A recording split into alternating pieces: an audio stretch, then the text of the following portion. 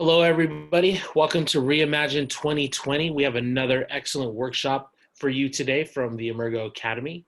We have Raghu here that will be presenting. So thank you, Raghu, for taking time out of your day to join us. And feel free to give an introduction and what you'll be talking about. And again, for all of you watching, I'm going to be recording this. This will be available sometime in the next 36 hours under the Emurgo workshop tab. If you visit Reimagine 2020 website, go ahead and register. These are all free and will be available. So without further ado, I'll go ahead and pass it over to you. Thank you, Adam. Very happy to be a part of Reimagine 2020, and it's an honor for Emurgo to be a part of this. So today I'll be talking about Ethereum, build a DApp, and show you people how DApp works on top of Ethereum blockchain. A little intro about me is that I am Raghu. I work for Emurgo Academy, which is based out of Singapore. And the parent company, Emurgo Global, works for Cardano Foundation, works along with Cardano Foundation in building the Cardano blockchain, right? As part of Emurgo Academy, we do a lot of things within the blockchain field. And let me just take a quick intro about my company where I work for, right? This company is headquartered in Singapore, basically, but we have our wings spread across the world. You can find our developers and R&D and uh, mathematicians working across Japan, Indonesia, US, India, Hong Kong, etc. Right. So, as part of Emurgo Academy, we teach blockchain technologies, foundations, Ethereum, Hyperledger, Cardano, Tezos, Algorand, all of these emerging protocols to working professionals and students across India. That's where we started, but recently for the past 3 months, we have been doing it globally as well. We have had learners from Europe, US, Canada, Singapore, and a lot of other places around the world.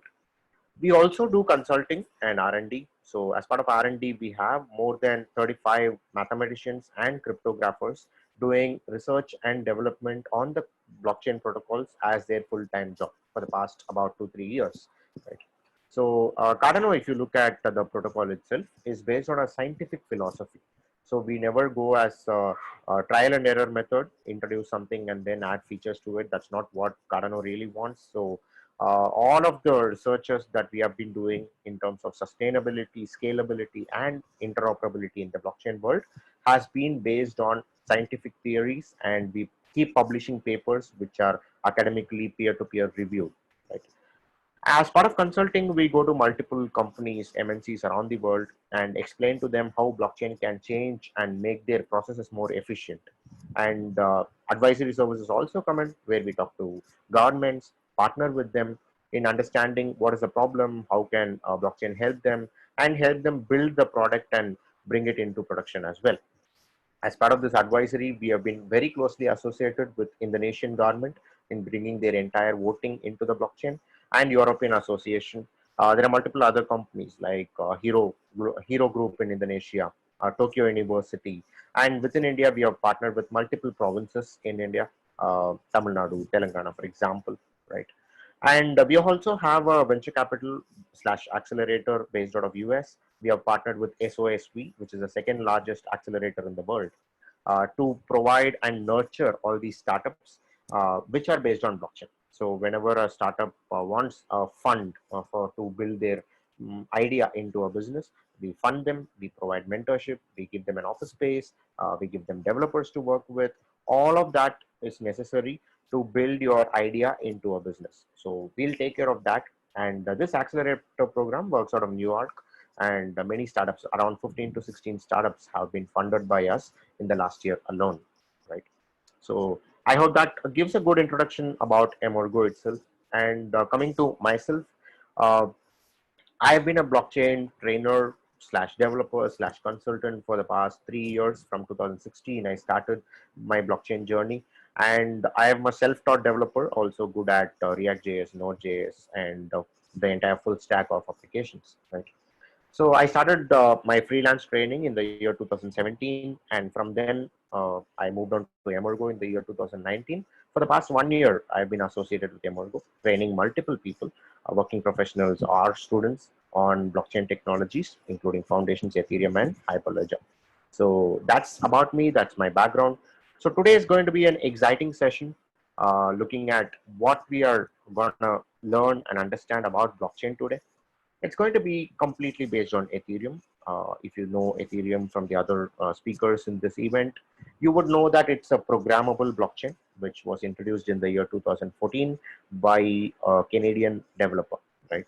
So we'll look at introduction to Ethereum, what it is all about, how it was formed, what is this block, the smart contract, and why that is being spoken about, what's all the hype surrounding the smart contracts, and the key concepts that are involved with it.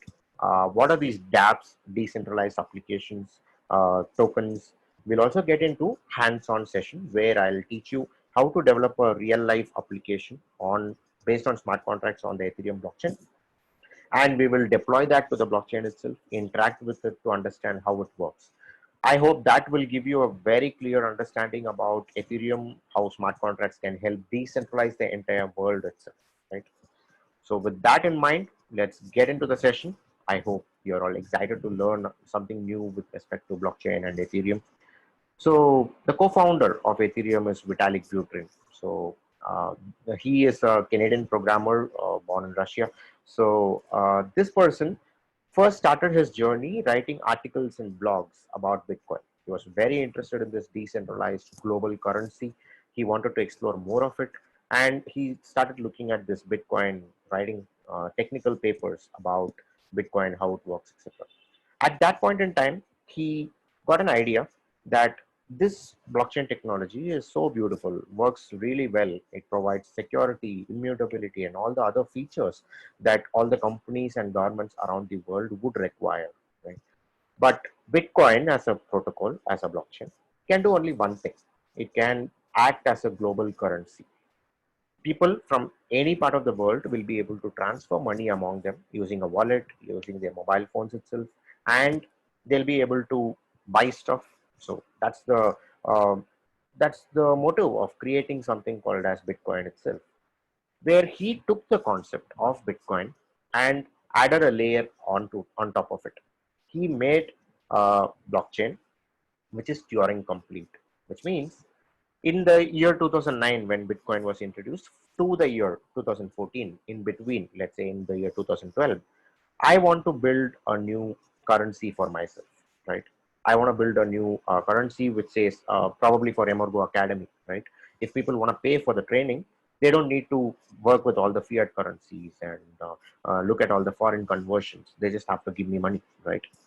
For that, if I want to create something, I need to take care of a lot of things. The underlying protocol, if you look at, we need to take care of the cryptography portion. We need to take care of the security of the blockchain, the number of nodes that's existing, 51% attack, and I have to create a client so that people will be able to become full nodes in my system. There's a lot of components involved in the blockchain protocol, right? But Ethereum came out and told, you don't need to worry too much about all this cryptography, security, number of nodes, mining, etc.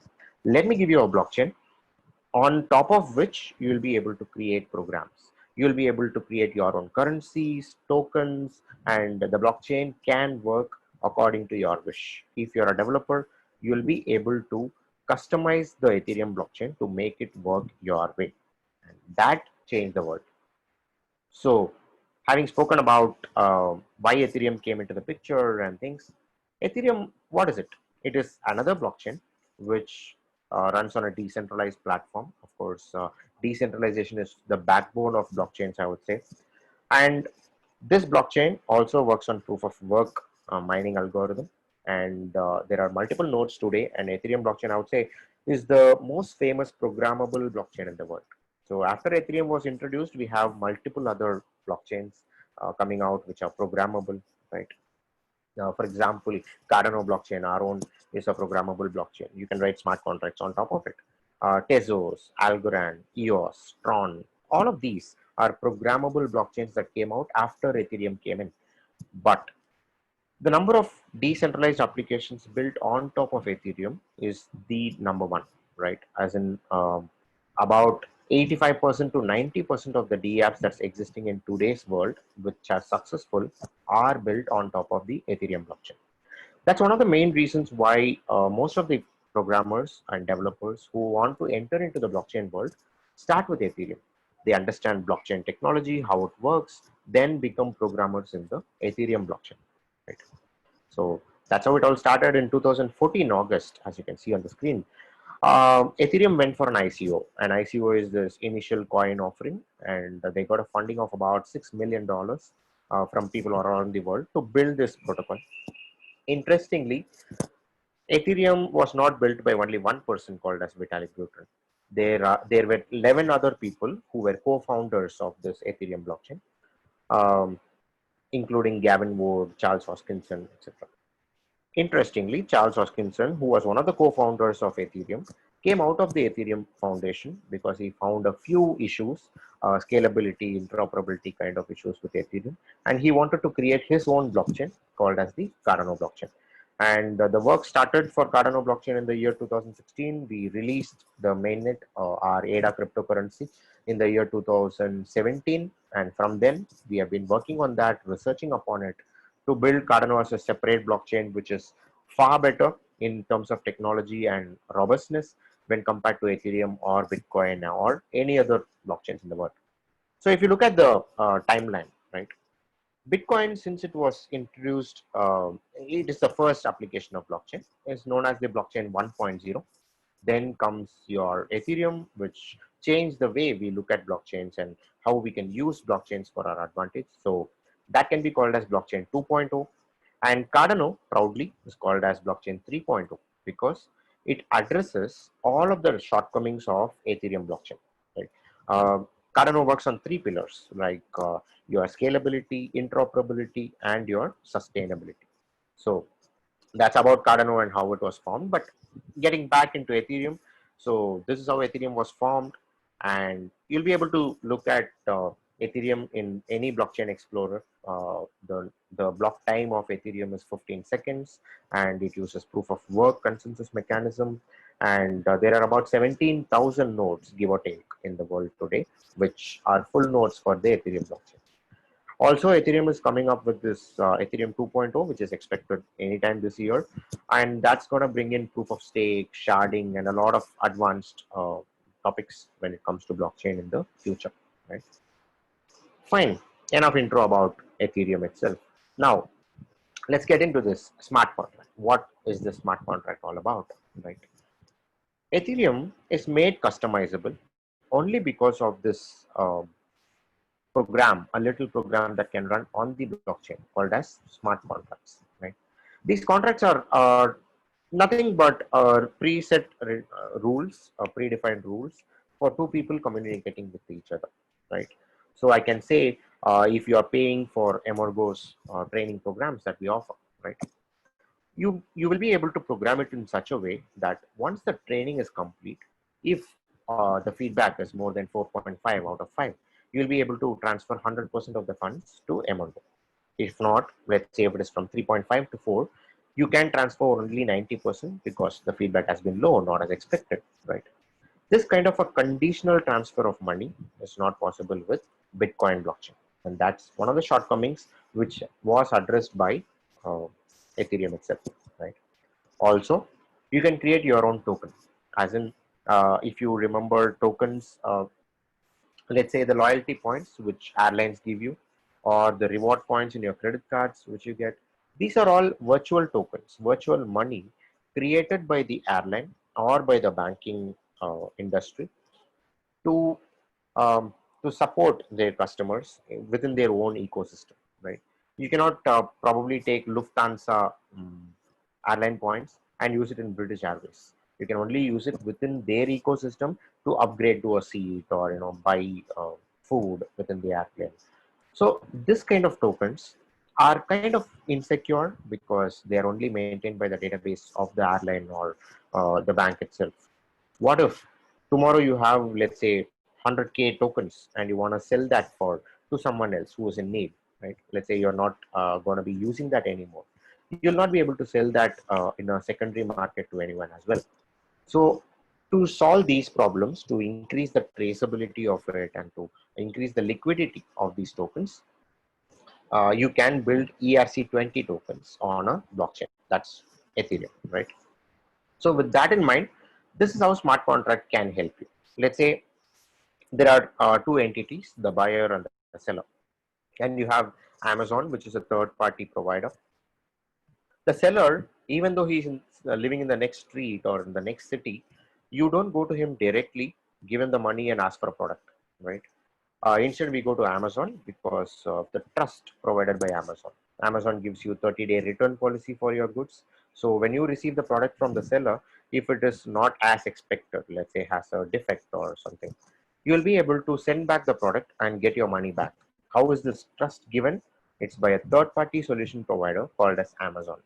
And in this process, Amazon takes a lot of control over both the buyer and the seller. Right? They also take a lot of time, and a lot of transaction fees is cut in the entire process.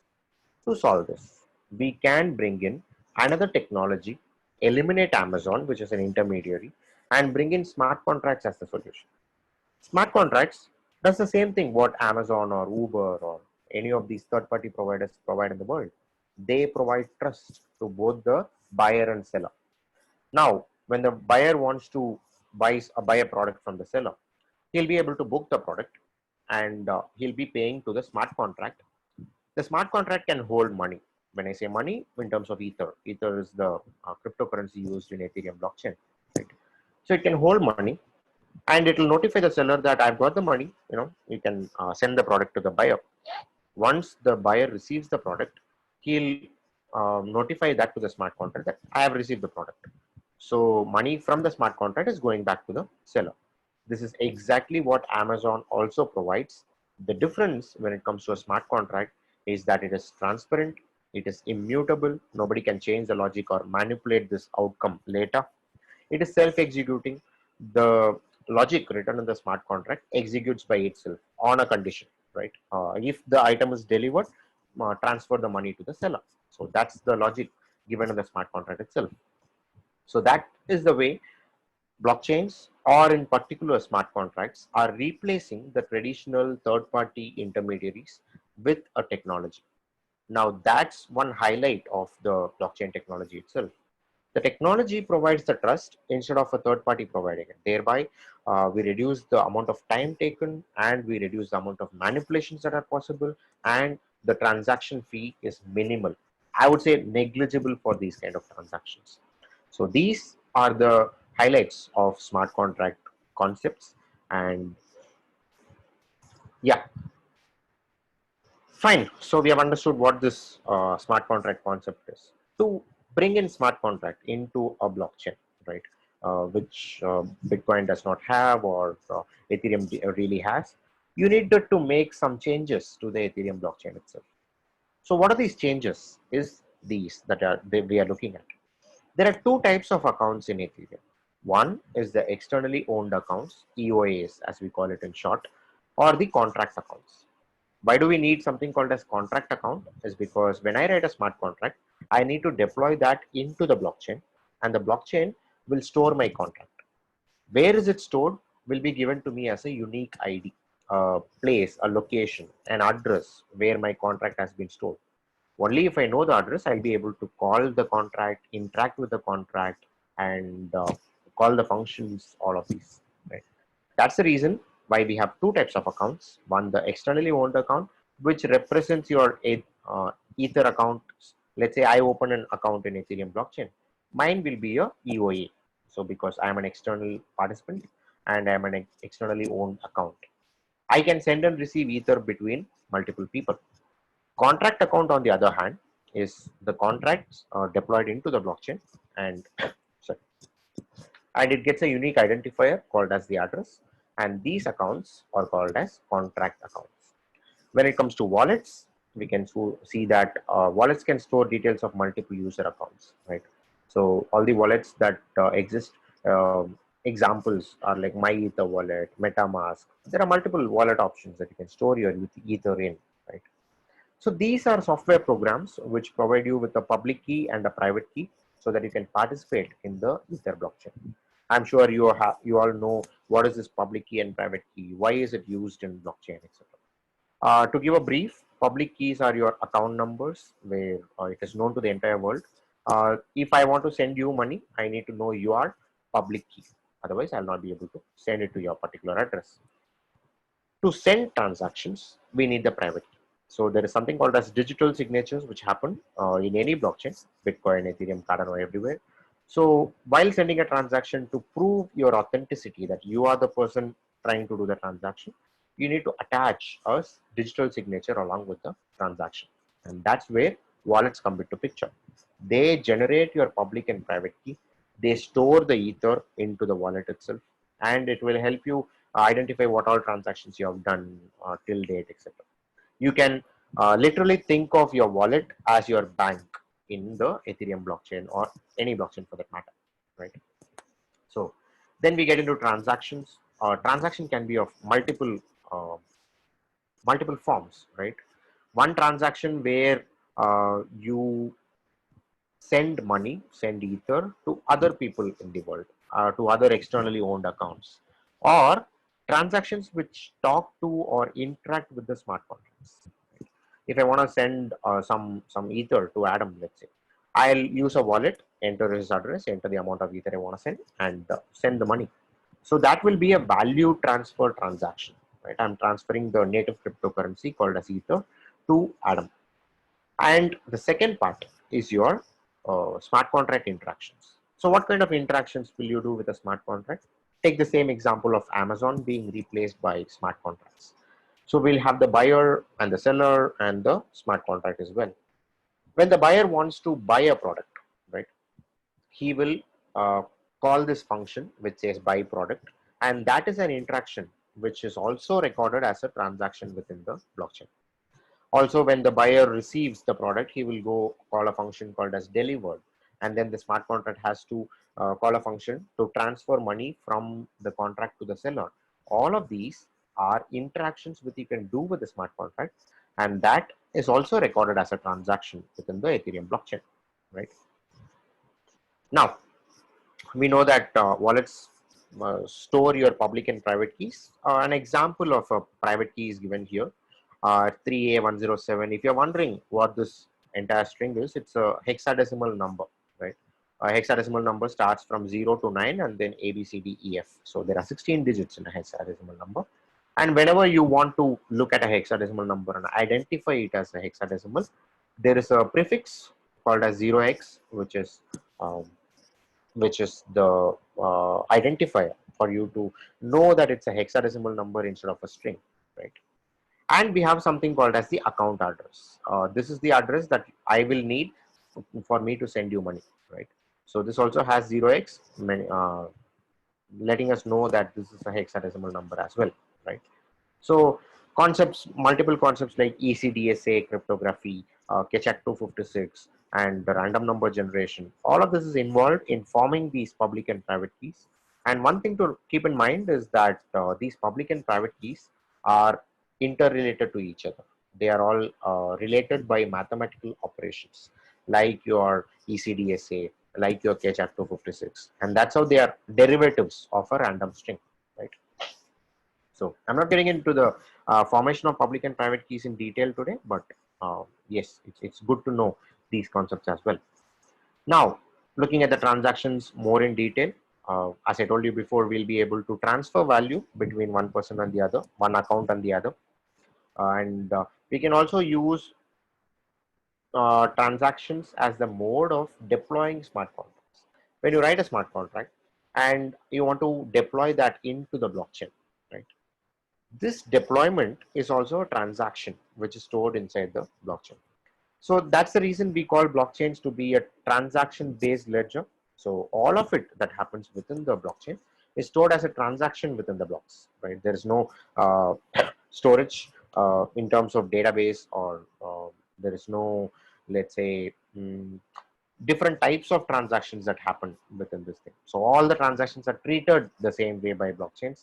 And let's say the first two transactions are value transfer transactions in a Ethereum blockchain. The third transaction can be a contract deployment transaction.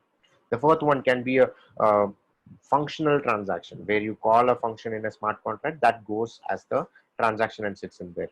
And let's say you want to change the value. Some variable called as owner is equal to Raghu, that's me, and I am selling a piece of land or any of the products to Adam, let's say. Now the owner has to be changed. The value of the variable needs to be changed from Raghu to Adam, right? So that change in the state of the blockchain also comes as a transaction. So that's one of the reasons why we call blockchain to be a transaction-based ledger. These transactions exist within the blocks, and blocks are chained to each other as well, right? Now, when we talk about smart contracts, we need to know what are the languages used in smart contract development. Right? One of the most famous, or let's say the mostly used smart contract language in the world is called as Solidity. So Solidity is a language developed by the Ethereum Foundation to build smart contracts on the Ethereum blockchain. And this Solidity looks like JavaScript, looks and works like JavaScript, I would say. All the syntax that you see, all the types of variables that you can declare follows JavaScript syntax, and that is closely associated with it. This was created in the year 2016, and from that time we have been using Solidity to write smart contracts on top of the Ethereum blockchain. Before that, we had the two other languages called as Serpent and LLL. These two are obsolete now. We are not using it anymore. But the future of smart contract languages could be Viper. So Viper, as you can see here, is a futuristic language developed by Ethereum Foundation again. Now, Viper has a lot of features in addition to Solidity itself, in terms of it adds security to the smart contracts. There is no loops concept. There is no object-oriented concepts in Viper. So that helps build a more robust kind of a smart contract language. It is still in beta testing phase, so you can try it out if you want, of course. Viper, probably as the name suggests, is a Pythonic language, as in it looks and works like Python, whereas Solidity works like your JavaScript. Right? Now, fine, I've written this smart contract. I've deployed it onto the blockchain also. If I'm writing a React website, or let's say a Node.js backend, there needs to be an environment where it runs in, right? So for example, my React website probably runs in an AWS server, right? So they will have this computation, and the compiled code will run in a specific machine. Right? Same way, we have something called as the EVM in Ethereum blockchain. EVM is this Ethereum virtual machine, which is a part of all the Ethereum clients. If you want to look at Get, or let's say Parity, these are the Ethereum clients which you have to download to become a full node, right? As part of this package, you have something called as EVMs also. So there are a few nodes called as the miners who run the transaction and add the state to the blockchain, right? So to run that, they need this EVM, which comes as a bundle with the software itself. So you can remember Ethereum virtual machines as the systems which execute the smart contract code. So as you call this delivered function, so the code within the delivered function will be executed in an EVM in the miner system. They will get some fees for that, and that will be added as a transaction. So you can also say that this execution done by the miner is called as the validation of the transaction itself. So that's how this entire life cycle of a smart contract works. You develop it using Solidity, deploy it, and that will work as the transaction. Once it is deployed, you'll get a contract address. With the contract address, you'll be able to execute the function that you have written in the smart contract. When you execute, it gets executed in the Ethereum virtual machine, right? Now, smart contracts have something called as state variables. Um, let's say state number n, the owner is Raghu, and the state number n plus 1, which probably might be in 15 seconds or 2 days or 2 months, whatever, right? When it moves from one state to the other in terms of time, there might be a transaction which has happened in the between, right? The owner changes from Raghu to Adam. So that change is called as the state variable change, right? I'm modifying a state variable called as owner from Raghu to Adam. So that's the modification of state variables, which is essentially what you want the smart contract to do. So for example, let's say a status is delivered will be false in the beginning, and when the buyer calls the function, says delivered, the state is delivered will change to true. So this change from false to true is the modification of the state variable, which will also be recorded as a transaction within the Ethereum blockchain, right? So that is how smart contracts are created. Let's get into this concept called as DApps. What are these DApps itself, right?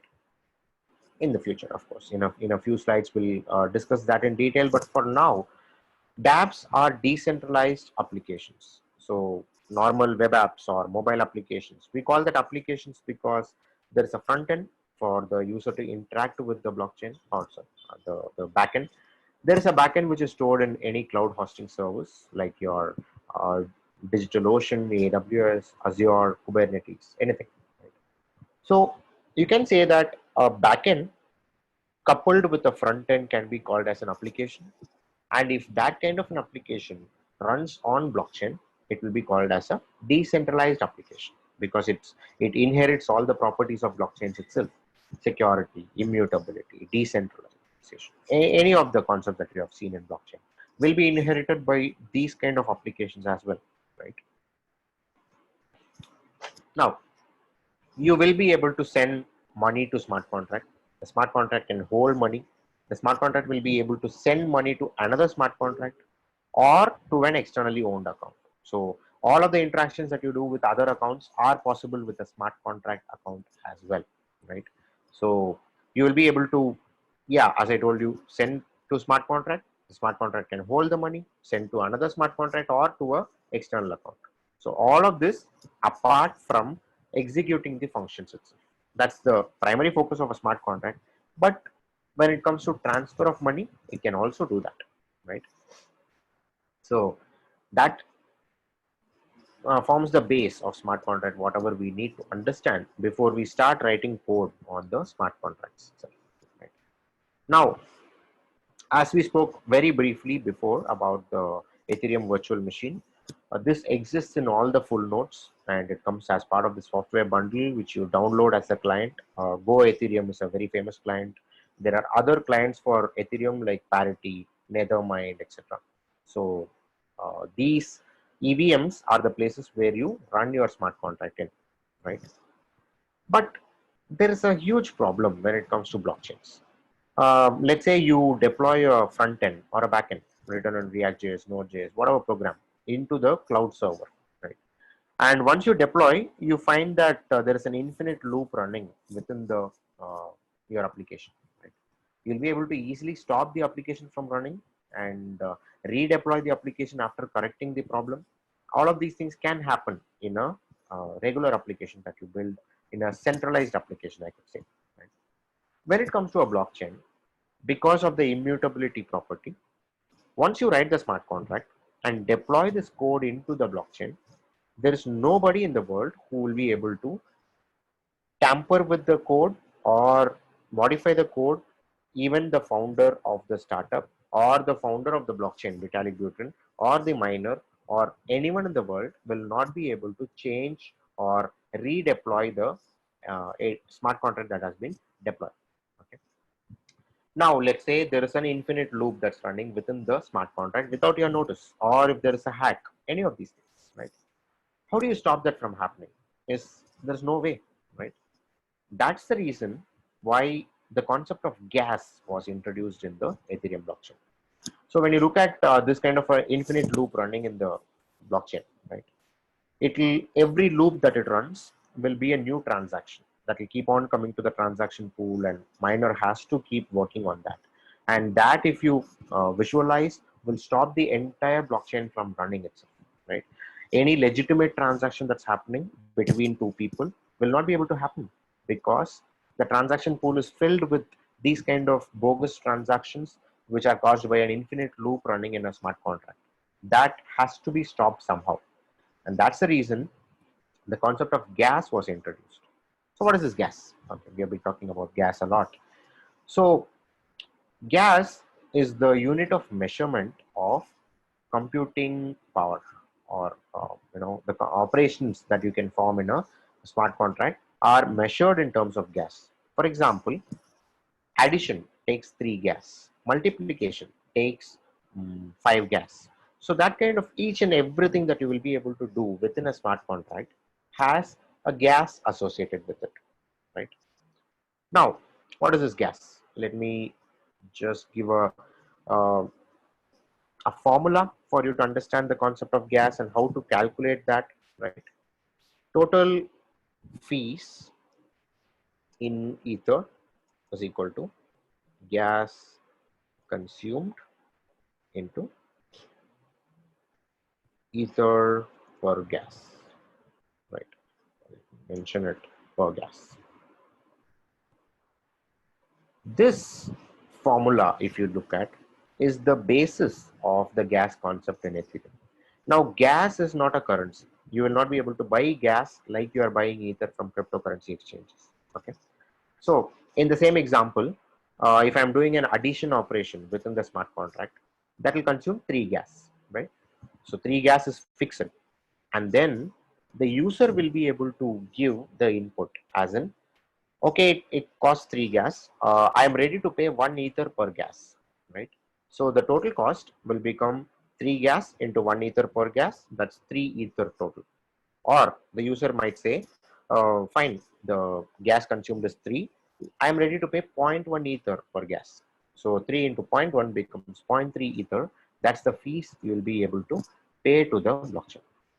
Now, having understood that, there's another reason why gas came into the picture, right? To solve the problem of price fluctuation in Ethereum, right?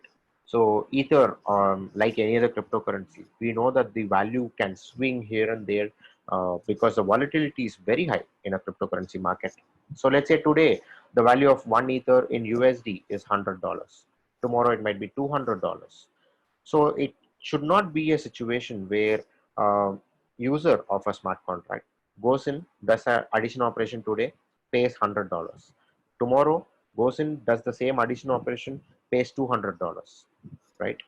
To keep the price a little bit constant, not as varying and fluctuating like ether, we have introduced this gas concept. That's why there is this flexibility, right? I can choose how much I want to pay in terms of ether per gas, and if the price is doubled, I lower the fee that I'm giving also. So that's how the user has the flexibility and the control in how much he wants to pay as the fees to the Ethereum blockchain.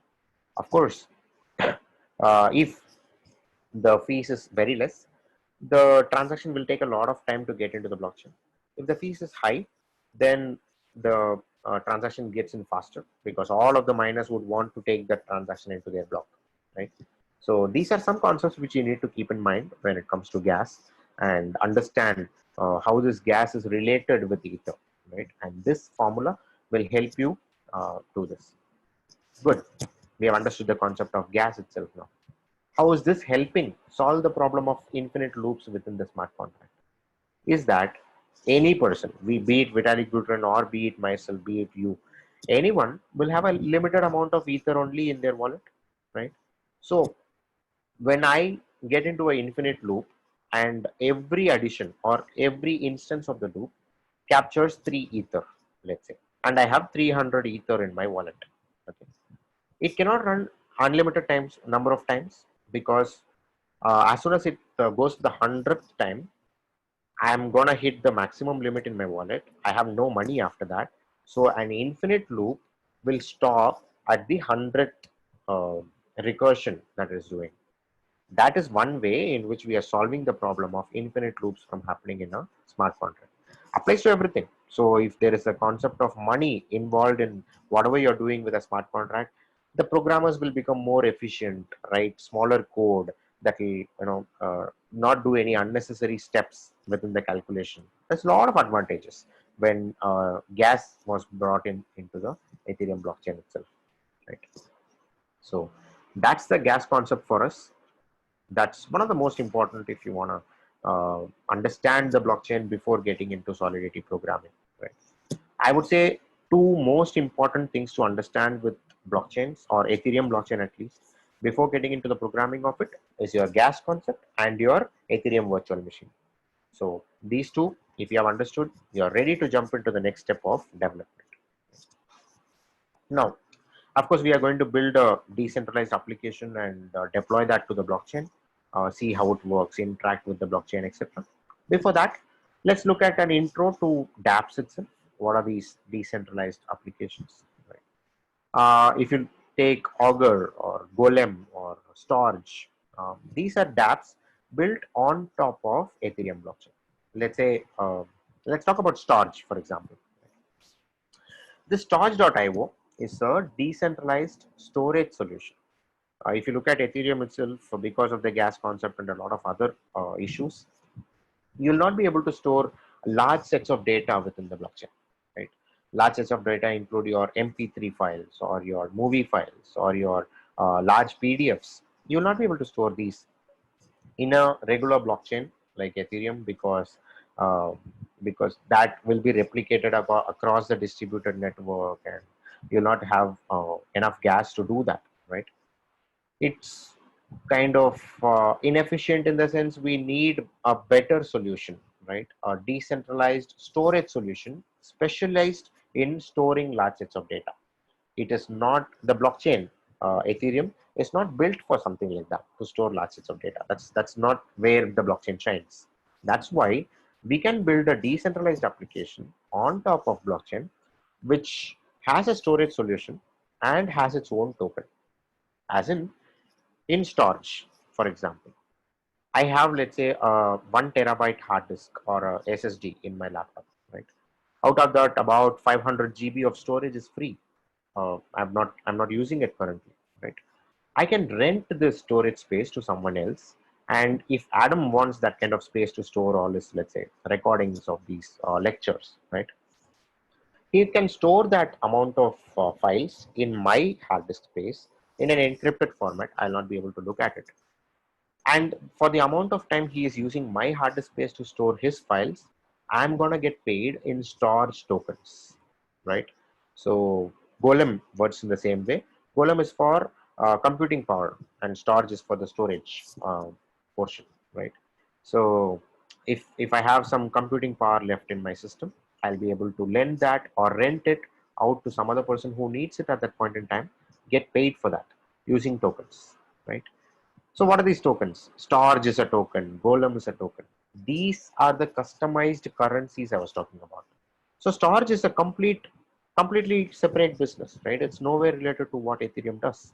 So I want to bring in these two separately, decouple Ether and storage, because storage has its own customers and I have to give value to those customers. I don't want to take a difficult decision where I'll bring my own blockchain, like cryptography, 51% attack, mining. That headache is not required. Right? That's why what I did. Let me create a token for myself, a customized currency for myself on top of Ethereum. That's exactly what Storage has done. Right. So write a smart contract, name your token, name how many tokens you want, and then you create a token. You will be able to give that tokens to your users, and the users can go to an exchange, sell storage tokens and buy Ether, sell Ether and buy storage. That kind of secondary market is also available for all the tokens that you create on top of the Ethereum blockchain, right? So hope that gave a good intro to your decentralized application. And one more thing. So you cannot just write a smart contract and call it a decentralized application, right? Because that contains only the logic portion of your business itself, right? But users also need a front end to interact with the smart contract. Yeah, only with a smart contract and a front end, you will be able to call this entire package as a decentralized application or a DApp. So if it is only a smart contract, you can visualize it to be something like building only the backend REST API and calling it an application. We don't do that. So this has to be coupled with a front end, either a web app or your mobile application, to call it as a decentralized application itself, right?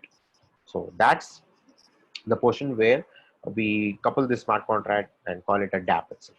Okay, something that you need to keep in mind. Right? Now, this is what we were talking about when we said customized currency. I want to create my own currency. I don't want to take care of all the cryptography, security. That's kind of difficult to me, kind of complex, and the world will not be able to take so many blockchains running around, right? So that's why Ethereum came out with this option of creating tokens, and you'll be able to do it, of course.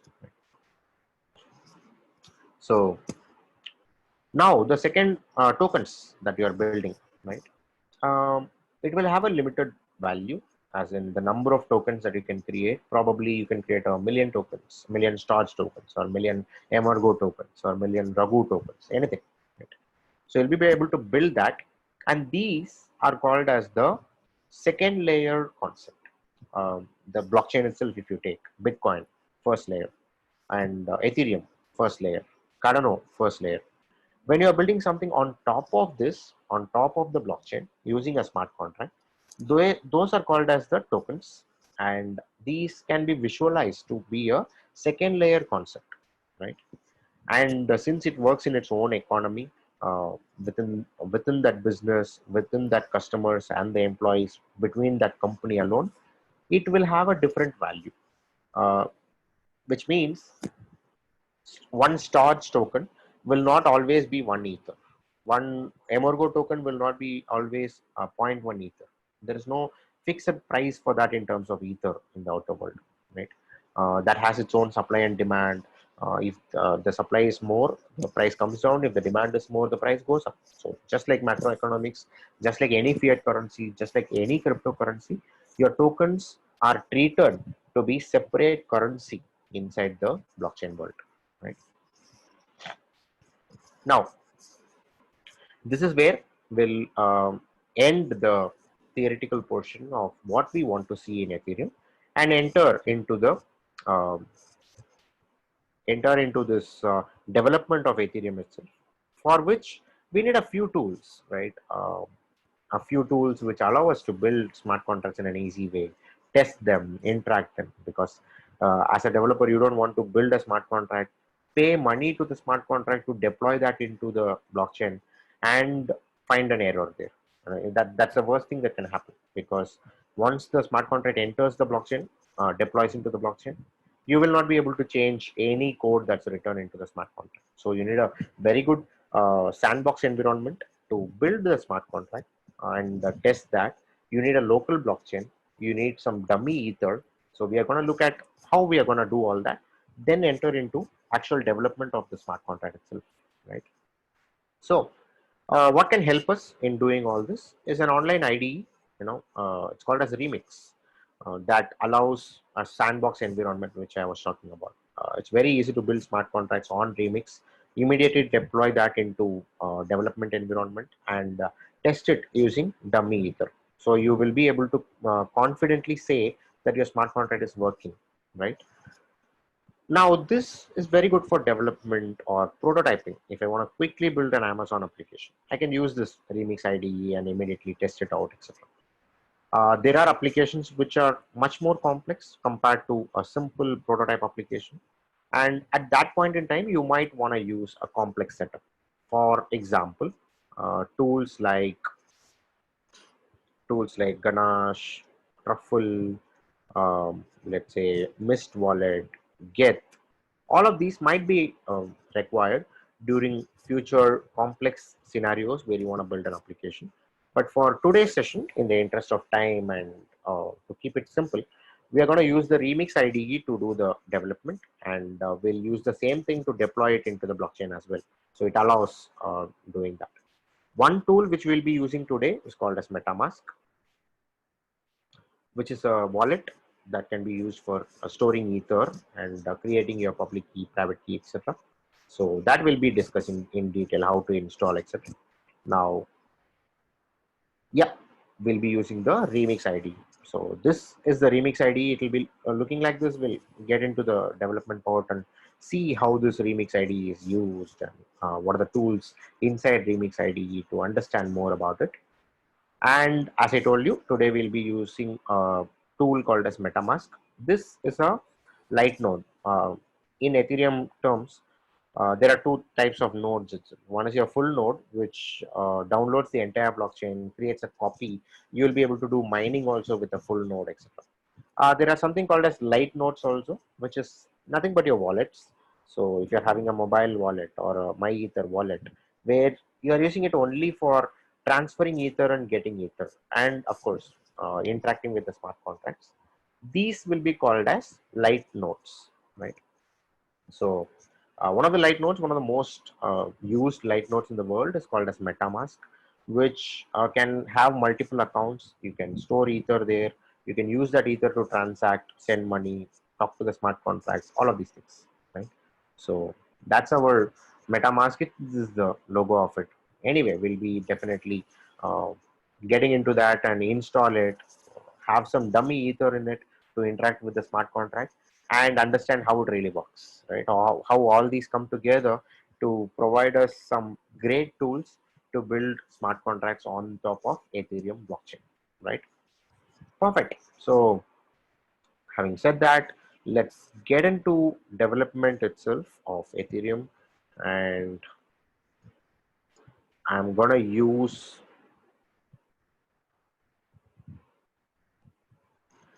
Remix. As I told you before, this is Remix IDE. So as soon as you enter Remix, it will look like this, right? You can enter Remix using this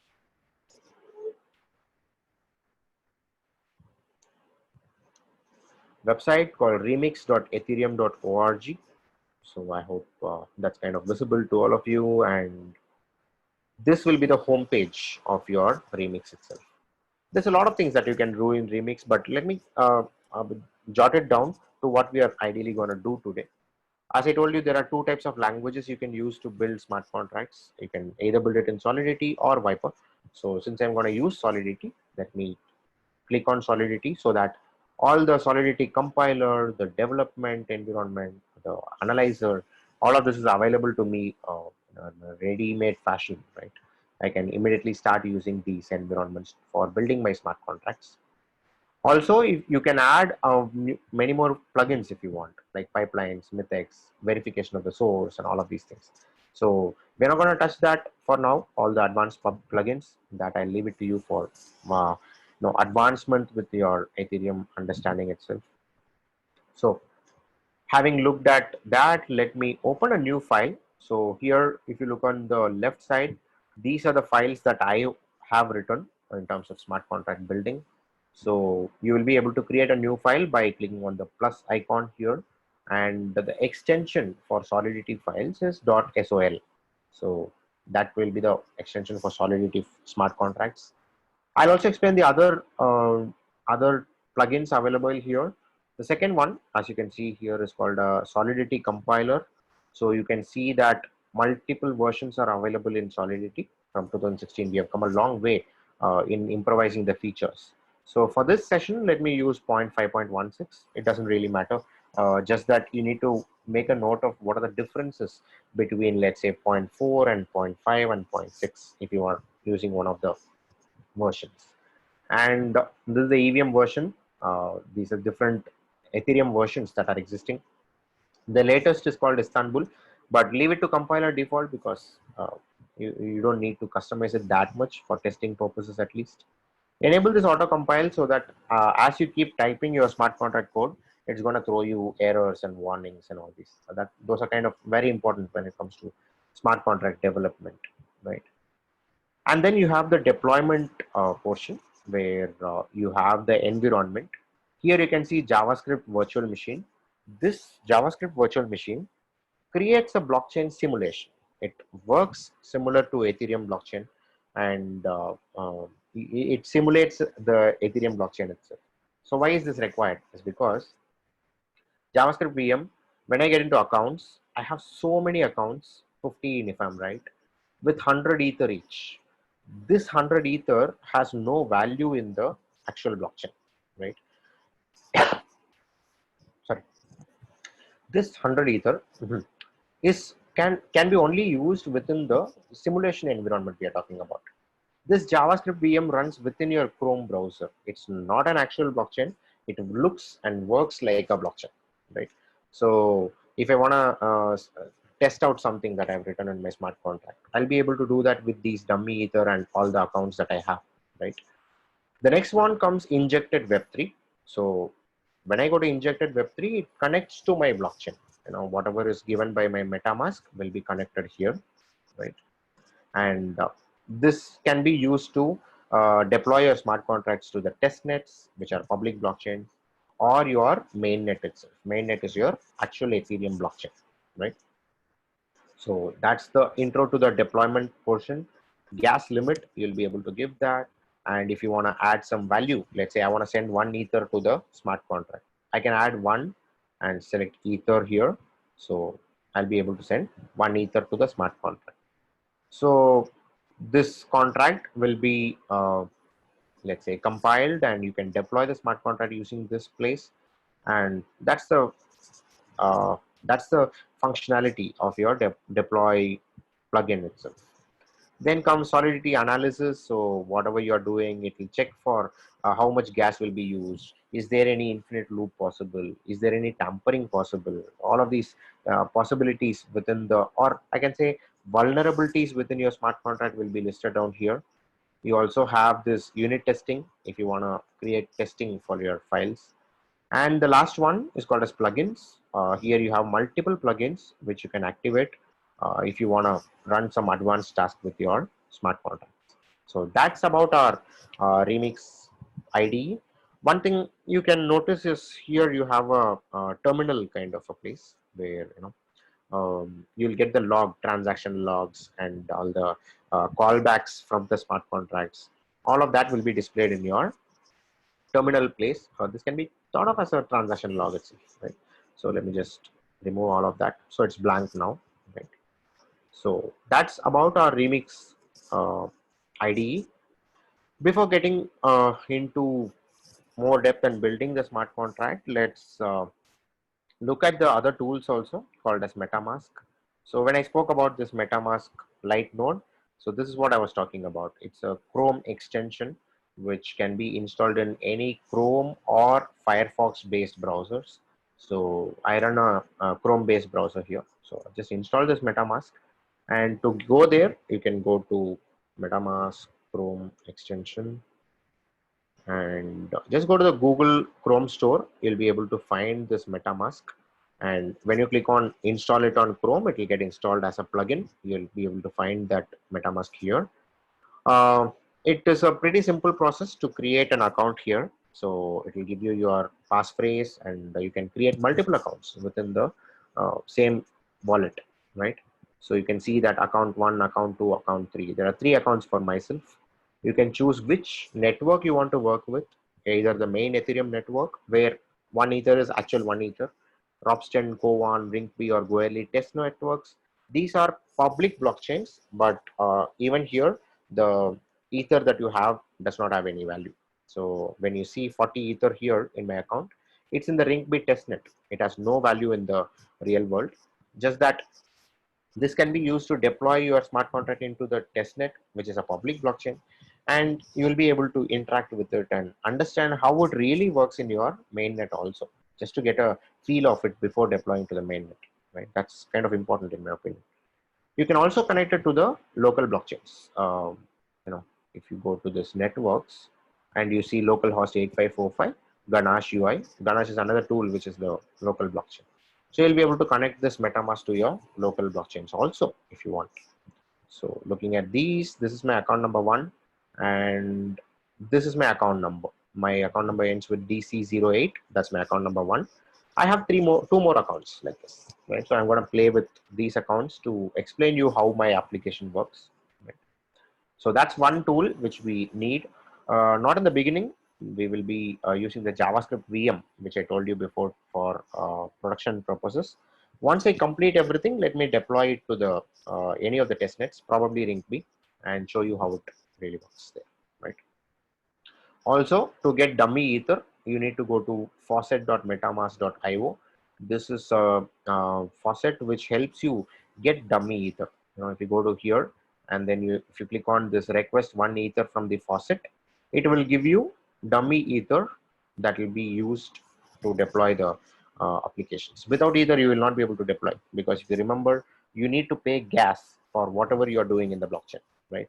So for deployment, which is also a transaction, you need to pay some amount of gas, which is paid in turn in terms of Ether. So you need Ether to do anything with respect to blockchains, right?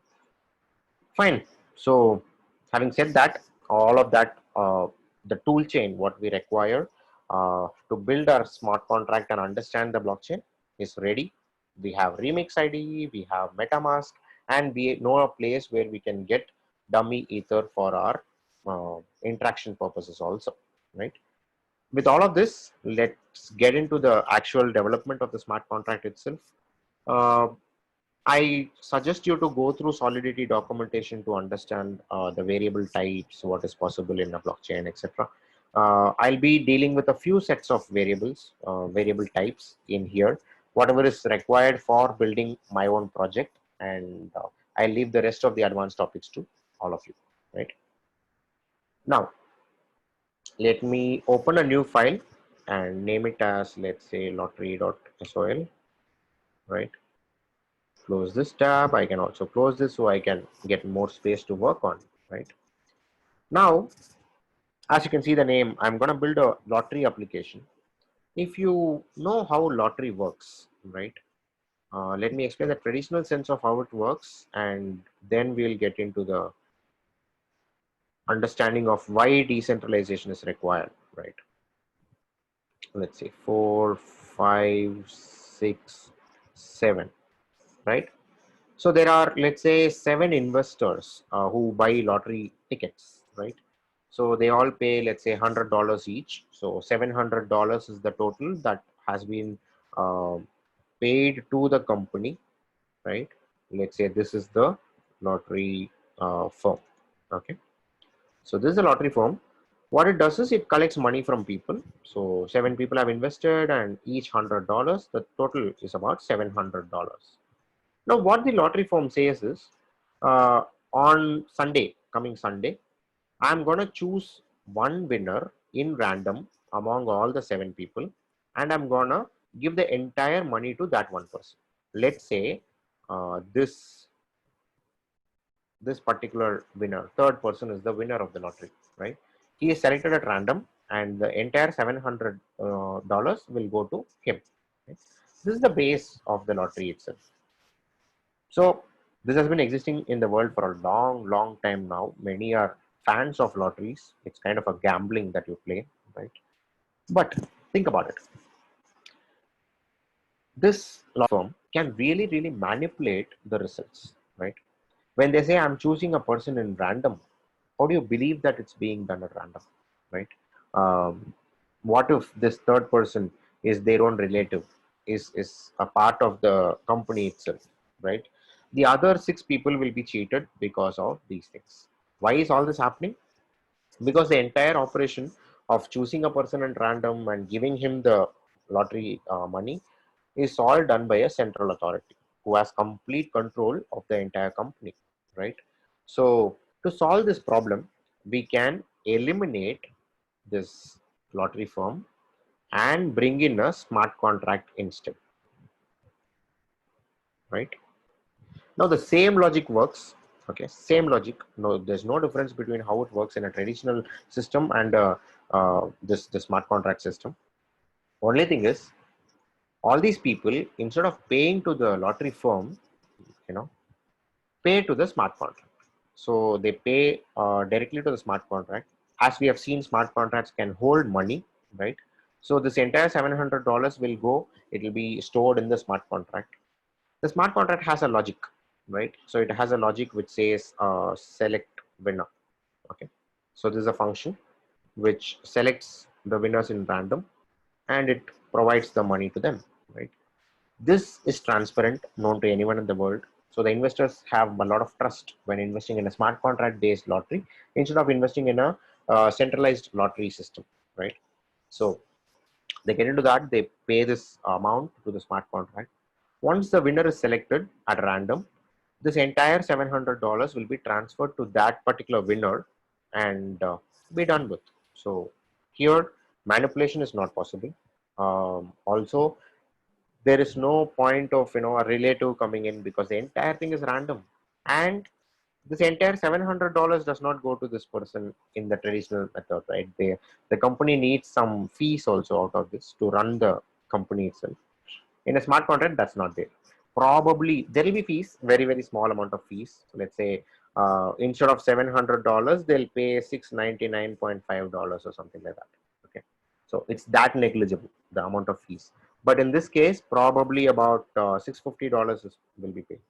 So there's a difference in transaction fees, which is kind of negligible when it comes to this entire thing, right? So that's the intro about what we are going to do as a project today, right? So let me just erase this off. Yeah, fine. Here is when we start with our project. Always, smart contract starts with this particular statement called as pragma, and Solidity is the language that I'm using. This 0.5.16 is the compiler version. So when I look at this compiler, I've chosen 0.5.16. You can consider that to be the compiler version or the version of the programming language you are using itself. Every programming language keeps adding the features, and hence it keeps evolving, right? So we are currently in 0.6.5, 0.6.8, which I'm not using because that's kind of not stable. So this is mostly used 0.5. So let me use the same thing, 0.5.16, right? And any contract in a Solidity language starts with the keyword contract, very obviously, right? And you have to give the name for the contract. So you will say lottery, or if you're building a crowdfunding application, crowdfunding, or anything that relates to your contract. Remember that it need not be unique, right? So uh, let's say Adam or Arjun here can also create a contract tomorrow, which is named as lottery. Doesn't matter. We all can deploy the same contract into the same blockchain also. Reason for that to be okay is because it's not a unique identifier. As I told you, the contract address will be the unique identifier. So the name does not really matter, right? So I'm just naming it lottery here. And here I'll be able to create variables, and I'll be able to create functions. Just like your regular programs, JavaScript will be able to create variables. As we spoke, it's state variables, right? And you can create functions also, which contain the business logic, what gets executed, right? So the usual variable types which we work with are, let's say, integers, floats, doubles, you know, what else? Boolean, right? Arrays, structs, enums, mapping, right? What else? Integer, float, double, Boolean, arrays, all of these things. Yes, I think these are the usual variable types which we work with, right? And out of this, float does not take, okay, yeah, let it be. So Solidity does not have complete support for decimal places. So yeah, use it with caution whenever you're doing it. Otherwise, if you look at all of these is possible in a Solidity smart contract also, right? Uh, if you look at if conditions, if else statements, loops, all of it is also possible within the smart contract. So it's not really different from any of the existing programming languages which we already know. It's just different, customized for smart contract abilities, right? Apart from this, a smart contract has a few additional variable types, which are address, right? One type of address is called as payable addresses and payable functions, right? Addresses and functions, which we'll be looking at what it is used for, right? So these are the things that uh, are typically, additional to what we have seen in the usual world, because a smart contract needs to send money to a externally owned address or another smart contract. What does it do? It uses the address to send money, right? So we need a separate variable type to store these addresses. That's the point behind having an address variable type itself, right? So that's the basic intro about smart contracts. And you also have something called as private and public visibility, right? If it is private, it can only be accessed by other functions within the smart contract. If it is public, it will be accessed by other functions within the smart contract and by the externally owned addresses, which are people, right? If I want to call a function, it needs to be public. Otherwise, I'll not be able to call the function, right? So in that sense, I'll not be using any private variables here. Let me use all public variables, right, to create my smart contract so that I can see what is happening from the outside world, right? Otherwise, there's no use of creating something that I cannot access, at least for a demo purpose, right? So these are the things that we need to keep in mind before we start building our contract itself. Okay. So let me delete all of this. I hope you have taken a note of that if you want to, right? So good then. Now I need a manager, okay, a manager or a owner of the contract who can who can click on the select winner button or something like that.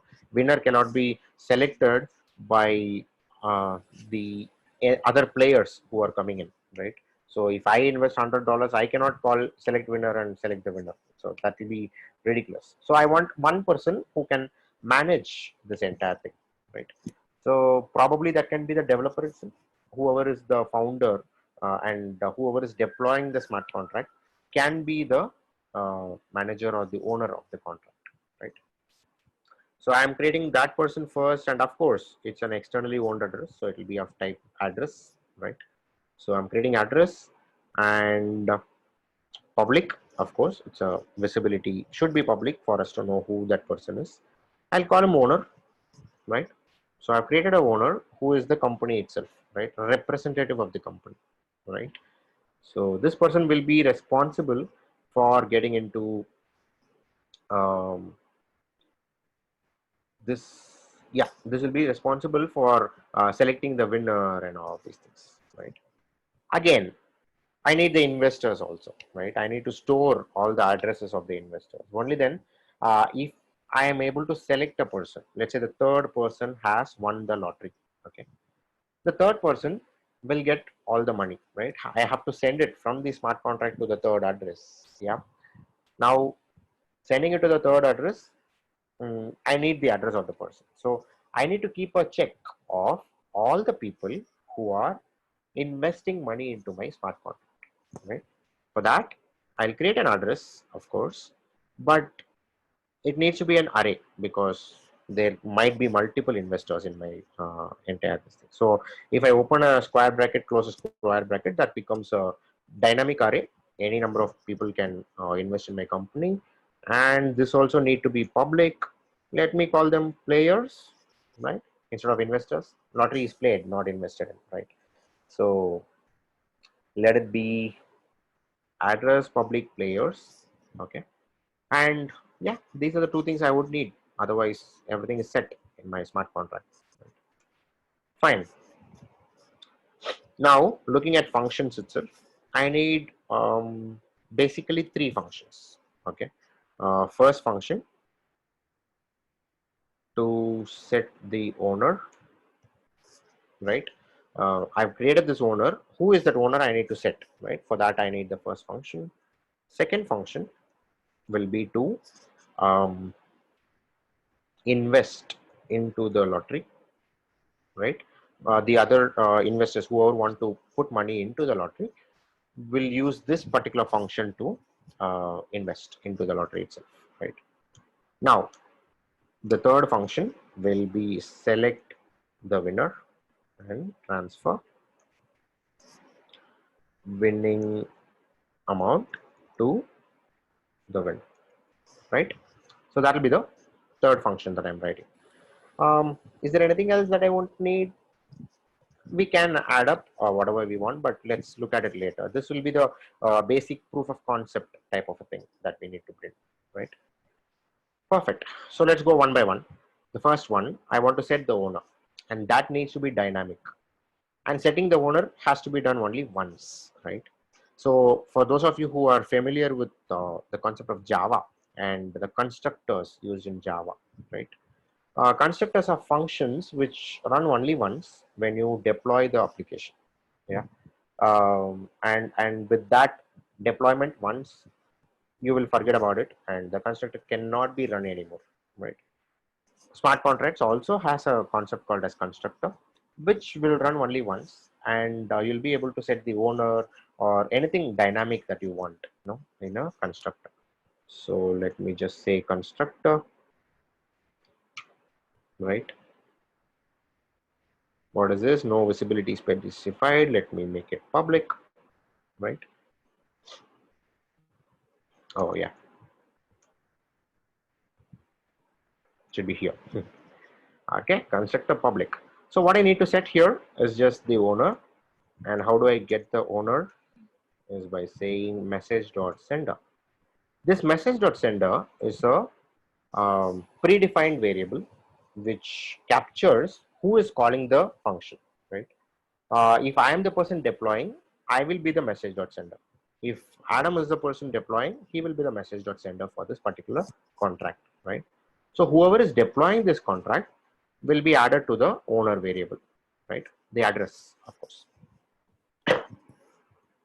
Now the first one to set the owner is done by using the constructor function, right?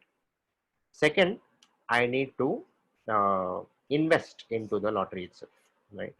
So for that, I just need to, when we saw this deploy this thing, we saw a column called as value, where you enter one ether can be sent to the smart contract, but it needs to be captured some way, right? So let me write a function, a normal function, right? It starts with the keyword function, and let's say invest is the name of the function. Okay, it is a public function, of course, right? Only when people will be able to call the function. And let me open a bracket, close a bracket. So this is how functions are generated. This is a example of a, let's say, syntax for a function in Solidity itself. Okay, function, invest, public, and open braces, close braces. Within this, you can write the business logic what you want to write. Yeah. Now, to make it an investable function, as in if I send money, it needs to be captured by the smart contract, and the ether should be stored in the smart contract, right? To make it possible, we need to use the keyword called as payable, right? If it is not a payable function, you will not be able to send money to the smart contract using that function. Okay? Keep that in mind. And I've created function invest payable public. So when it is payable, the amount sent into the smart contract will automatically be added to the balance of the smart contract. And I also told you that we need to keep a record of who is investing, right? So we have this players array in which we need to add the address itself. So for which I can say players, which is the array name dot push, just like in JavaScript, we have push operation in Solidity also, message.sender, right? If I am the person calling this invest function and sending money to the smart contract, I'll be the message.sender. So my address will be taken and pushed into the players array, right? And with that, I'm done with the second function also to invest into the lottery, right? Let's come to the third one, where we are trying to select the winner and transfer all the lottery amount to that particular winner. Okay. So let me create another function called as select winner, right? And this will be a public function as well, right? And I wanna do some logic here for the randomization purpose, right? First, I'm doing generate a random number, right? Then, if you remember this modulus function, right? If I create a random number, it can be 10,035, right? Anything 10,035, and I have only 7 players. What do I do? How can I map 10,035 to 7 players? That's not going to be possible, right? For this, what I can do is random number modulo number of players. If I do this, it will select a number between 0 and number of players, right? Anything, let's say 10,035 modulo 7 will be anything between 0 and 6, right? Because as soon as it reaches 7, the remainder becomes 0. If you don't know modulo, that is the remainder function. So That's what will be returned by the modulo function itself, right? So what am I going to do is map this to the array index. Okay, I'm selecting a random number, doing a modulo, finding a remainder, mapping that to the players array. If there are, let's say, 7 players, okay, and the modulo operation gives me 3. So 0, 1, 2, 3. The fourth person will be the winner of the lottery. That way, I'm assigning that. Once that is done, transfer money to the winner, right? Basically, that's the operation that we are doing here, right? Let's do it. Okay. For generating a random number, I'm creating a R variable here, which is considered to be a local variable, and I'll say random function. This will give me an error because it does not know what is this random yet. Okay, we are coming back to that anyway. So once I select this random number, I'm players, right, modulo with it. So what I can do is index, hold on,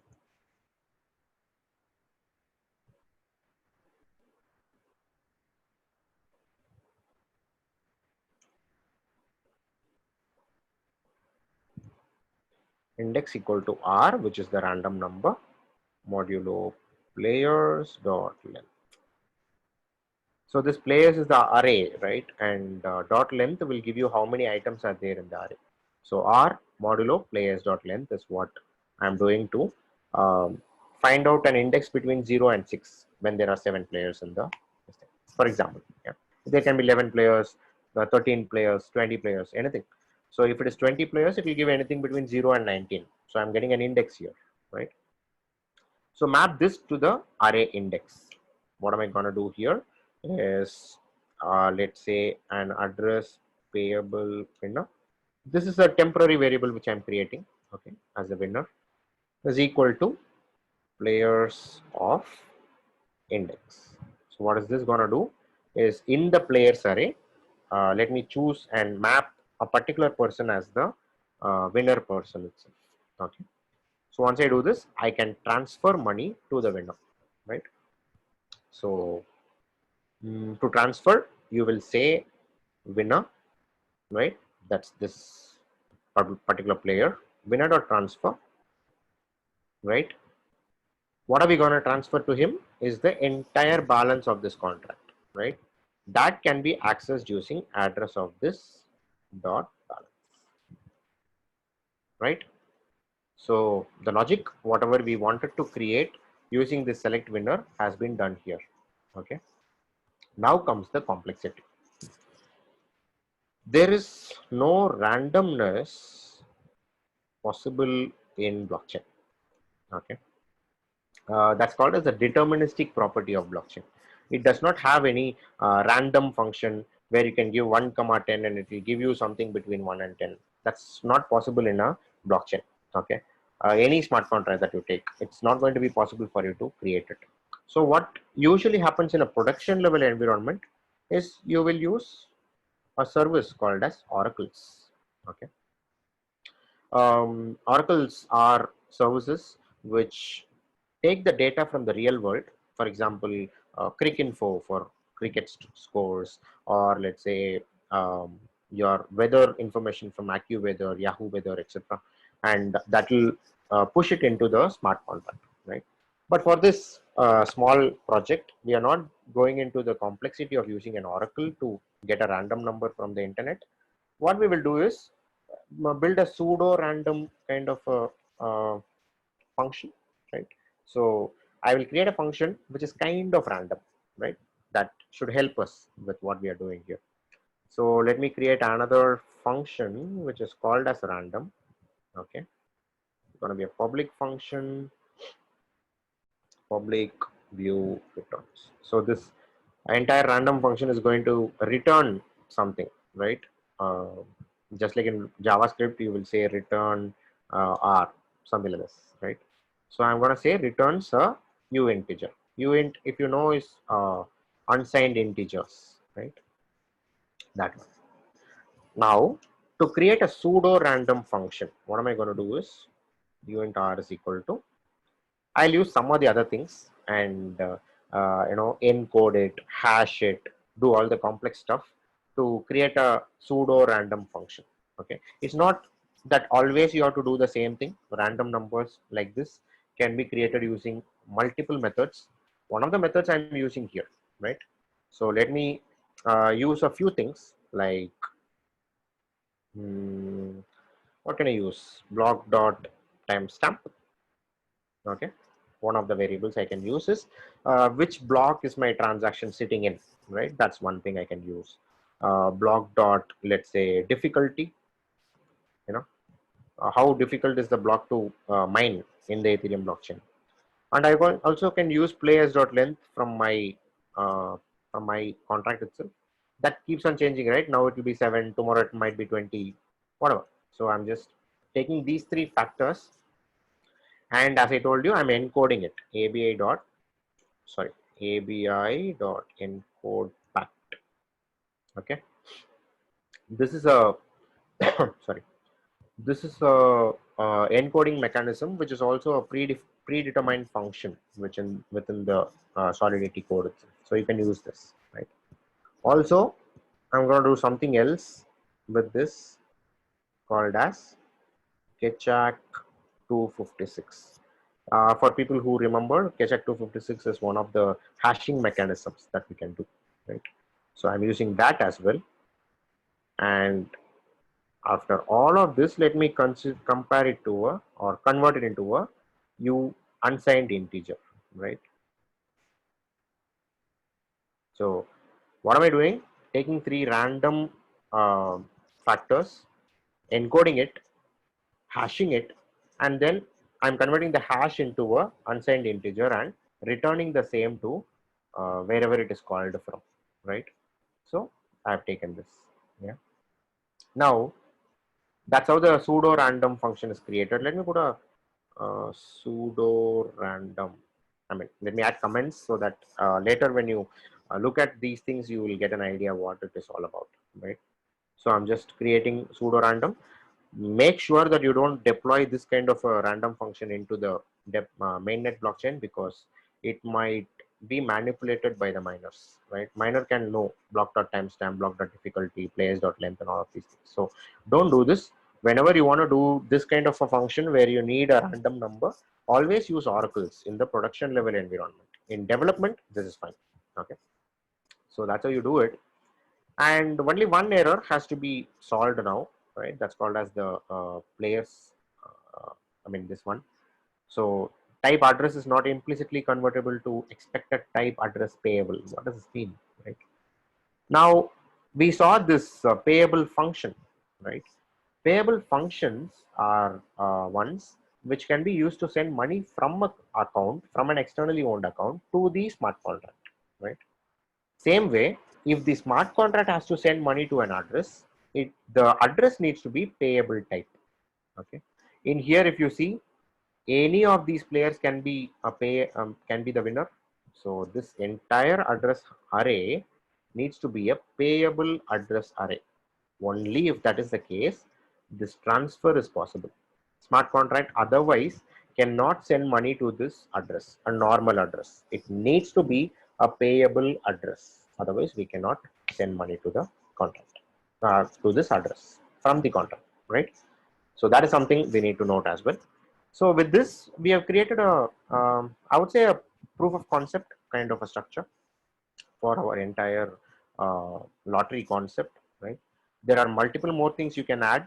One of that is require statements, right? If you look at this function itself, no, invest. Okay, this is a function. Wonderful. It's a public function. Anyone in the world will be able to invest money into this lottery smart contract, and they will be able to take part in the lottery, become a player, right?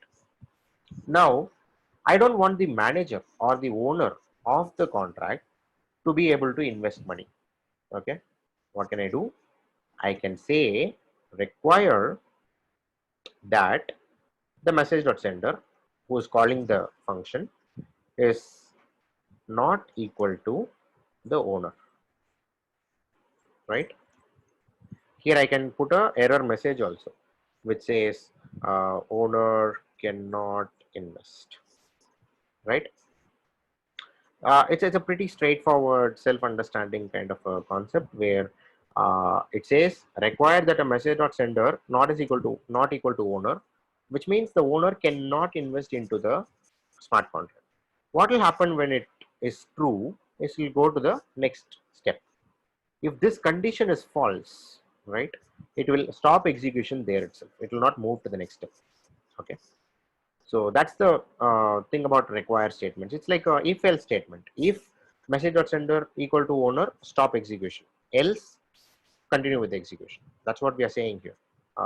All that is compressed into single line using require statements. That's all, right? That we are doing here. And the select winner can be called only by the owner, right? Makes sense to have that condition also. So here I'll say require the message.sender, whoever is calling the function, is equal to the owner, right? Equal to owner. In case this is not there, only the manager can call the winner function, right? This kind of a require statement also I can write equal to owner, right? So this is something. What else logic can be had in another require, which says, I mean, someone should not invest 0 rupees into my contract, right? That's absolutely very bad, ridiculous to write a lottery contract where people can invest 0 rupees. Yeah. So I can say message dot value, which is this, how much ever you want to send will be captured by message dot value. Okay. So message dot value should be greater than or equal to, let's say, 0.1 ether. Okay. So if I'm sending 0 rupees or 0.01 ether, right, it's not going to accept. It's going to fail here itself in the second require statement, right? So here I'll give a error statement also, which says um, investment should be more than 0.1 ether, right? So that can be added. So I think now we are kind of complete with our lottery application, where I have the owner, I have the players array, I'm capturing all the players who are coming in and investing money, and I have the constructor which sets the owner. Of course, we need that. We have a place where we can invest. I mean, any person from the around the world will be able to come into our contract and invest money into the contract. And when I think the time has come, I will click on select winner, which will select one of the winners, one of the people from my players array, and send the money to that person, right? So that's my entire contract, and I hope this was understandable. Of course, I have not gone into detail about require statements or constructor functions or payable, all of these things. I mean, in the interest of time, within the short time period, I wanted to build a real-time DApp and show you how it really works instead of getting into the nuances of what are all these. Of course, you can go through the Solidity docs to understand all of the variable types and how to declare them, how are functions, what is this view, what is this returns, and all of these things, right? So it's not a detailed session about Solidity programming language. It's a session about how you can use Solidity to write a DApp for yourself, right? So that's the basic concept what we have built here. Okay. Let me quickly go to the compiler and see if everything is working fine. You can see a tick mark here, which means my program is compiled properly. There's no syntax errors in my program, at least. Okay. Now let me go to the next step where I want to deploy my application and work with, let's say, uh, just a minute. Why am I having 0 ether? Yeah, where I'm going to deploy my contract into the local virtual machine. That's the JavaScript VM we saw here, and use these dummy ether to add some players and select a winner so that everything works well, right? So let me go there. Let me start doing it. I'll do it quickly, and probably if it is a recorded video, you'll be able to pause it whenever it's required. So I'm taking that as an advantage to do as I explained, right? So once I deploy, you'll be able to see that my contract has been deployed and some amount of money has been deducted from my first account, 008, right? This is the gas fees or transaction fees I have paid for the deployment transaction. Okay. So the contract has been deployed and it is at this place, 4C EAF. If you can see this, this is the address of my contract where it is deployed, right? So, and if I open this using the arrow mark, I'll be able to see all the variables and functions within the uh, smart contract in here. This is the beauty of Remix itself. Okay. You might ask, why should I use Remix IDE? I have Visual Studio Code, right? Or Sublime or Atom or anything. If you use Remix, it provides a very easy environment for us to write smart contracts, immediately deploy it, and immediately test it also if it is working fine using these functionalities, right? So now if I look at players of 0, which is an array, it will give an error to me, as you can see here, right? Because the players array is 0. There is no player. Yeah. If I click on owner, I'll be able to see the owner's address, which was set here, right? In this, you can see that E008 is the address of the owner. As you can see here, this is the address which deployed the contract. So that is the owner itself. Okay. And I can show you the random function also. This is the random number generated by this pseudo random generator I just created. Okay. So if I click again, some other number will come in again, again, again. So keeps changing, right? So that's why I can call it as a pseudo random number, right? Though it is not completely random, it acts in a random fashion, right? Perfect. Now the only thing left for us to do is invest money and select a winner, right? So let me, I'm the manager. Okay. I'm trying to add one ether and try to send it to the smart contract. Okay. Using invest function. Click on this. You can see that the transaction has reverted. Okay. Reason, owner cannot invest. Why did this come out? Is because of this require statement. Here we have said whoever is calling the function cannot be the owner, right? What did I call it with? The owner address itself. So if I am the same person calling the invest function, I wouldn't be able to do anything, right? That's what this required statements are for, right? I'll go to the next account, 70 DC. Okay. Invest the same 1 ether into the contract. You can see that the transaction is complete. Okay. Players of 0, 70 DC. I know here, right? The first player. Yeah. Let me go to the second player, invest, let's say 2 ether. Okay. Now you will be able to see player of 1, 8197. That is this address. Third, let's send 3 ether, invest. Fourth, let's send 4 ether, invest. Fifth, let's send 5 ether, invest. So what's the total balance that's existing in this lottery now? 1 plus 2, which is 3, 3 plus 3 is 6, 6 plus 4 is 10, 10 plus 5 is 15 ether is there in the smart contract now, right? Sounds good. So 5 people have invested. I want to select the winner now. Okay. If I am calling the select winner from another another address, right? Call this. It'll not work out because I have a require message dot sender equal to owner here, right? So it will say only the manager can call the winner function. None of the other players and all can call the function, right? So who is the manager? The first account. So 008 is the first account. Let me go there, click on select winner, make a note of these things.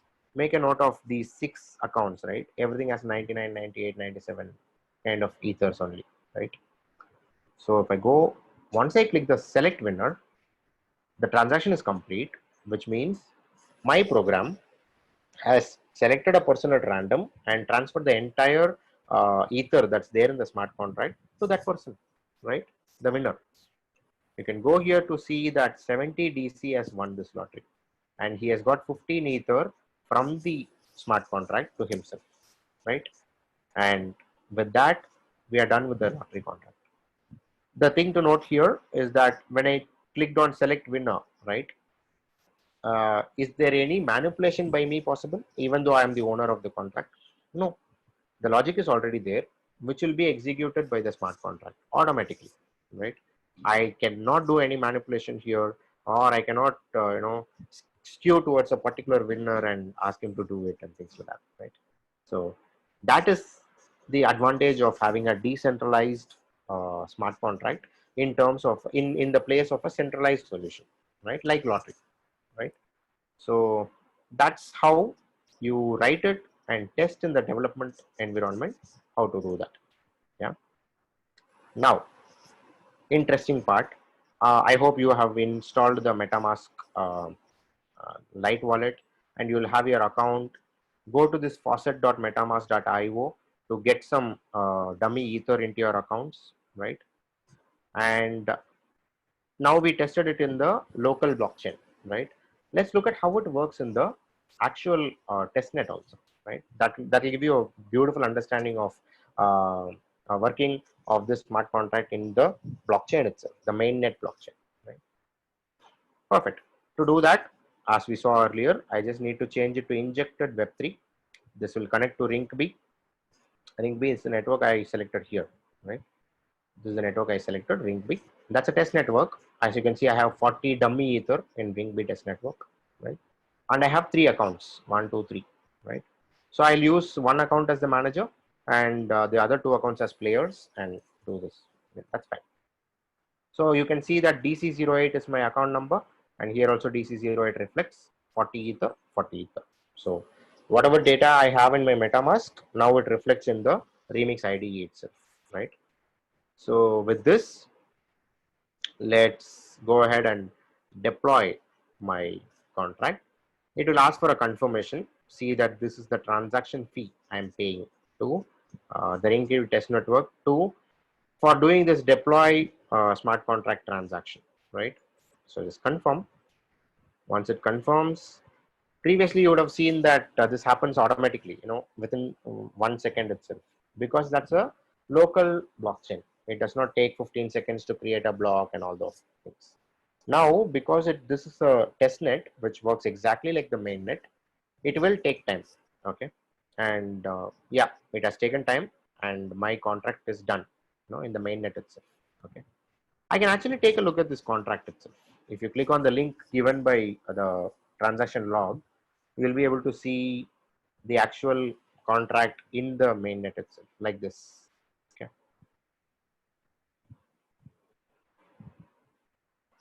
Let's wait for the transaction. Once it is success, you will see that this is the address I called it from, DC08, and this is the contract address. So we know that contract is deployed into the blockchain. It gives us a unique identifier called as the contract address.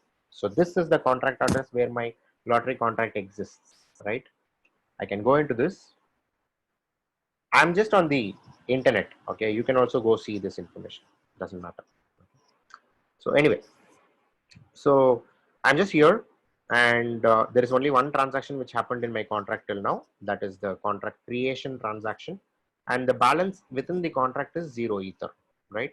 Simple as that. We have seen this. Okay.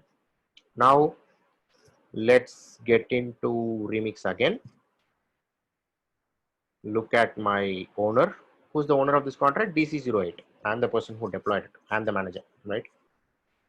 And players of 0 will be nothing, right? Because there is no entry in the array yet. Okay. If I click on random number, it gives me something, right? Click again. This is the problem, right? In mainnet, when you do, random number will always be, not always, but for the same block and for the same players.length, it will be the same thing, right? That's the reason I told you not to use this in production level applications. Okay, perfect. Now I want to invest. What can I do to invest? I need 2 more addresses, right? So let me go here change my account to the second one, you can see that this is DB3C and it has 5 ether, right? So here also it reflects DB3C and it will have 5 ether. So let me send 5 ether, okay, value, and click on invest. When I do this again it will ask for a confirmation. Just confirm this transaction. This keeps happening. Here you can see the transaction here. If you go to this link, you'll be able to see what is happening also. So let me just go to my contract and see what's happening.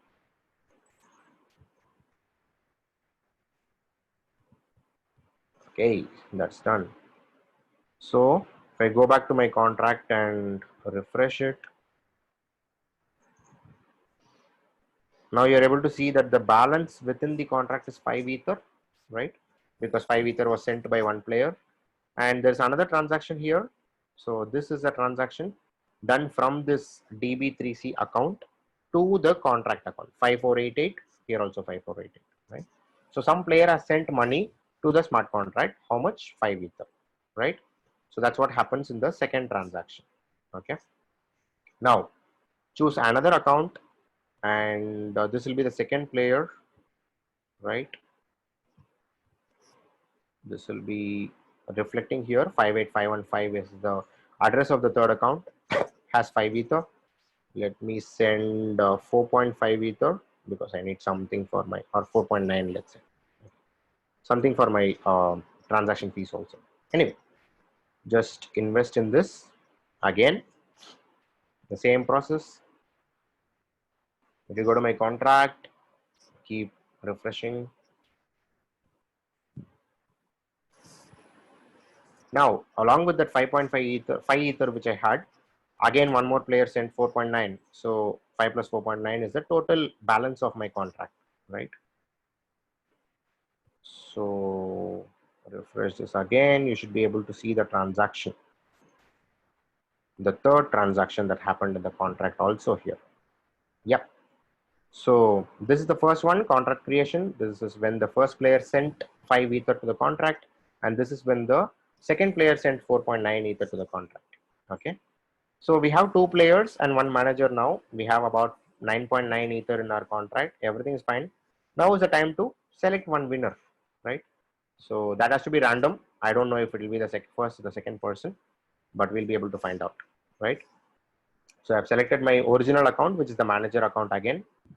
Now if I go back, click on select winner, what is going to happen? Out of these two players, one will be selected at random, of course, and the entire 9.9 ether from the contract is gonna be transferred to that particular person, right? Selecting winner now. The transaction will also take some gas fees. So as you can see, I will confirm this. Once this happens,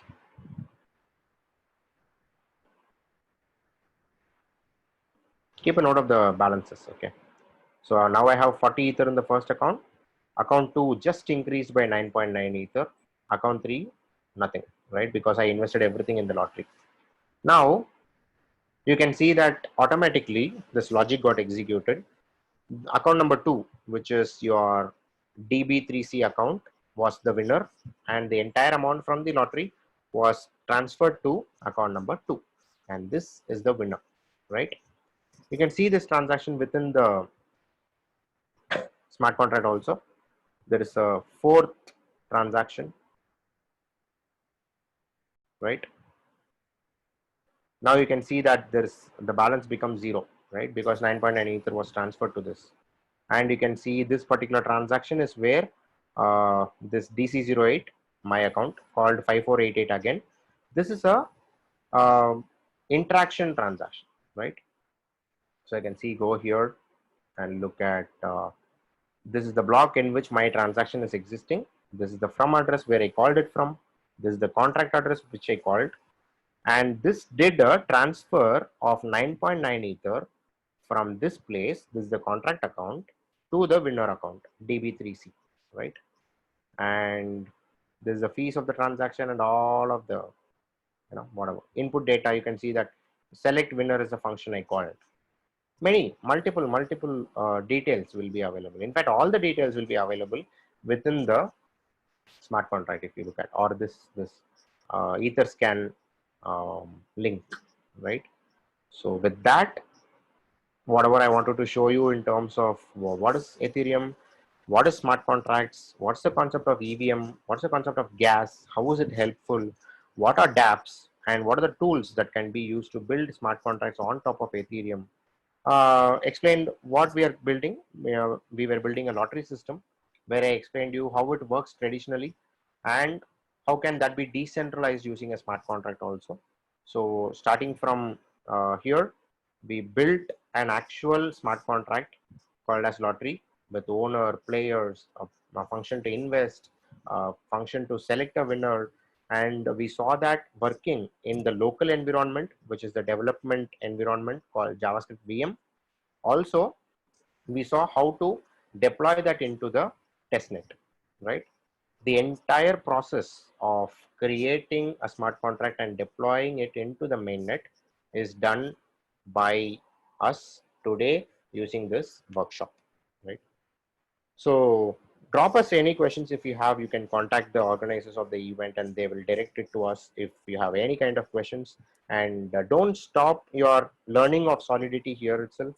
Uh, Go into much more advanced stuff and learn the entire other tools, Truffle, testing, Ganache, Get, and how to write smart contracts and build complex applications using smart contracts and DApps in this scenario, how to couple your UI with smart contracts, how to write ICOs, how to create tokens, how to create ERC 721 standard tokens, and a lot of these kind of things are waiting for you for your grabbing. So just go ahead. I hope this was a good start for you to understand how smart contracts work. What is the smart contract in the first place? And with this information, I'm sure you'll be able to go to the next level and advance yourself as a Solidity developer. And I hope this was wonderful. This was helpful in terms of understanding the smart contract. And I hope the objective of this session was fulfilled. Thanks for spending the last 2 hours with us in understanding this. And Emurgo is um, very happy to be a part of this conference and add some 2 cents along with the other speakers and other conferences and other workshops that's happening to your knowledge on blockchain. And it's a pleasure being here with you. Thanks for Adam, who organized this in a very professional way. And thanks a lot for being a part of this and listening to this. Signing off, Raghu. Thank you.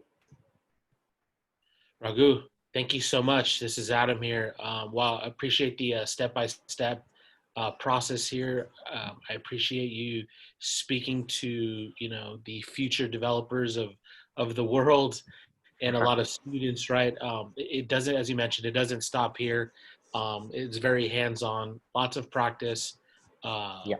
but it's all doable and it's all attainable, and Thank it's you. all here for the grabbing. And I think at this point, in the blockchain crypto space, now's a really good time. You have your academy, we're bringing in a lot of universities and a lot of these students appreciate what you just provided tonight or today. And so I thank you for taking time out of your day.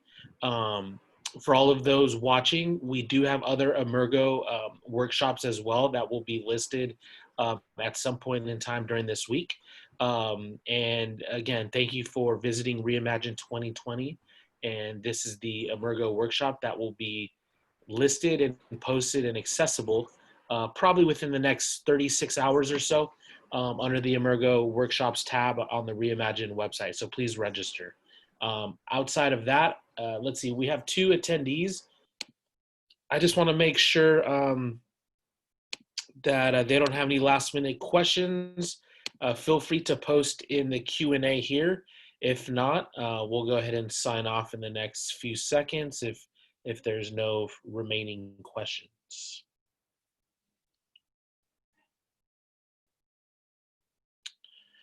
All right, well, I don't think we have anything going here and they know where to find you. So again, Raghu, thank you and your team. We look forward to seeing you again, and I look forward to posting the other workshops as well. Thanks a lot, Adam. All the best for the other workshops that's happening, and it's a wonderful event. Happy to be a part of it. Signing off. Thank you. Bye. Thank you so much. Bye now. Thank you.